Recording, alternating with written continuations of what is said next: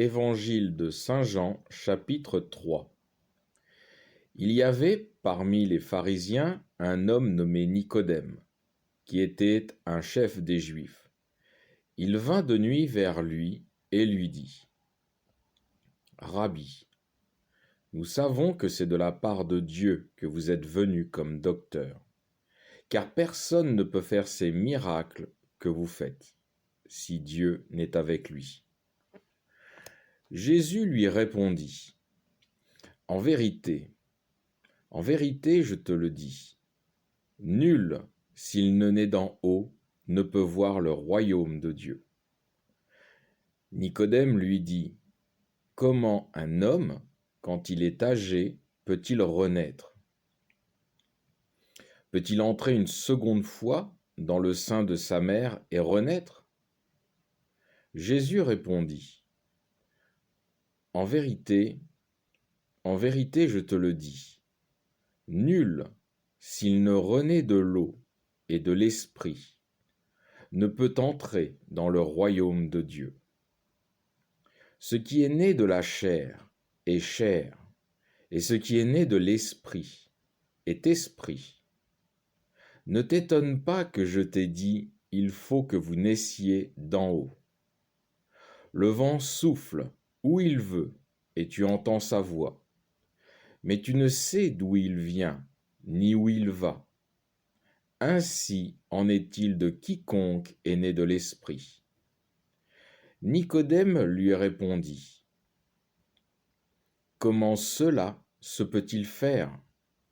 Jésus reprit et lui dit : Tu es le docteur d'Israël, et tu ignores ces choses ? En vérité, je te le dis, nous parlons de ce que nous savons, et nous attestons ce que nous avons vu. Mais vous ne recevez point notre témoignage. Si vous ne croyez pas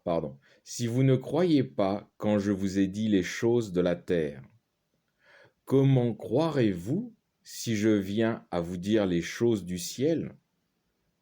Personne n'est monté au ciel, si ce n'est celui qui est descendu du ciel, le Fils de l'homme qui est dans le ciel. De même que Moïse a élevé le serpent dans le désert, ainsi faut-il que le Fils de l'homme soit élevé, afin que tout homme qui croit en lui ait la vie éternelle. Alors je fais une parenthèse. Le récit de Moïse qui érige un serpent se trouve dans le livre des Nombres, chapitre 21, versets 4 à 9. On est dans la traversée du désert, et un grand nombre d'Hébreux manifestent leur agacement contre Dieu et sa façon d'éduquer Israël. Dieu va donc envoyer les serpents mordre et tuer les Hébreux rebelles. Les Hébreux dans la tourmente vont implorer Moïse de faire quelque chose. Moïse va parler à Dieu, et Dieu va lui dire de suspendre un serpent sur un bâton. Et celui qui aura été mordu par un serpent, s'il regarde vers le serpent attaché au bois de Moïse, sera pardonné de son offense envers Dieu et aura la vie sauve. C'est la même chose concernant Christ. L'humanité a été mordue par le serpent Satan, et toute l'humanité est condamnée. Et celui qui ne regarde pas Christ, ou qui n'a pas foi en Christ, ne peut avoir la vie sauve. Tout comme les Hébreux mordus qui n'ont pas regardé le serpent de Moïse attaché au bois. En revanche, tous ceux qui ont été mordus par le serpent Satan et qui regardent vers le Christ ont la vie sauve, tout comme les Hébreux mordus par les serpents avaient la vie sauve en regardant le serpent de Moïse.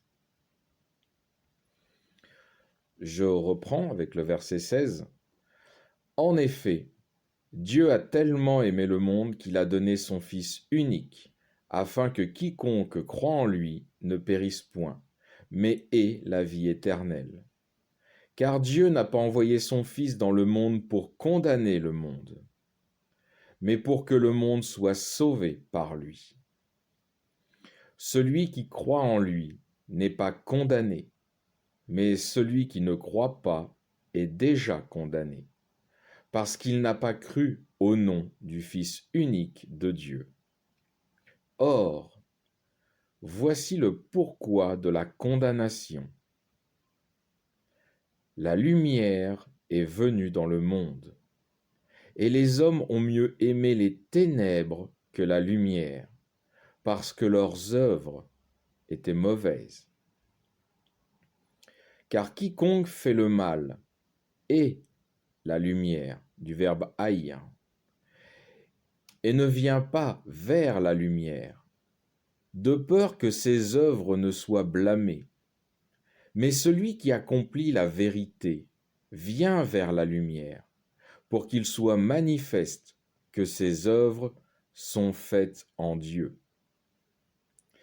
Après cela, Jésus alla ainsi que ses disciples au pays de Judée, et il y séjournait avec eux, et il baptisait. Jean aussi baptisait à Hénon, près de Salim, car il y avait là beaucoup d'eau, et on se présentait et on se faisait baptiser, car Jean n'avait pas encore été jeté en prison. Or il y eut une discussion du fait des disciples de Jean avec un juif à propos de purification. Et ils vinrent vers Jean et lui dirent, « Rabbi, celui qui était avec vous au-delà du Jourdain, à qui vous avez rendu témoignage, le voilà qui baptise, et tous vont à lui. » Jean répondit, « Un homme ne peut prendre que ce qui lui a été donné du ciel.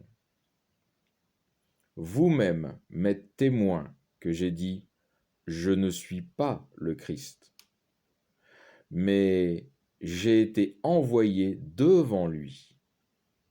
Celui qui a l'épouse est l'époux, mais l'ami de l'époux, qui se tient là et qui l'entend, est ravi de joie à la voix de l'époux. Cette joie donc, qui est la mienne, est pleinement réalisée. Il faut que lui croisse et que moi je diminue. Celui qui vient d'en haut est au-dessus de tous. Celui qui est de la terre est terrestre, et son langage est terrestre. Celui qui vient du ciel est au-dessus de tous. Ce qu'il a vu et a entendu, il l'atteste, mais personne n'accepte son témoignage. Celui qui accepte son témoignage certifie que Dieu est véridique.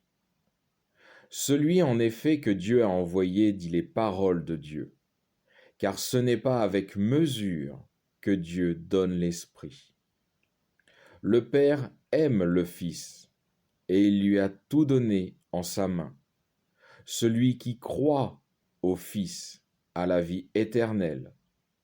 Celui qui ne veut pas croire au Fils ne verra pas la vie, mais la colère de Dieu demeure sur lui.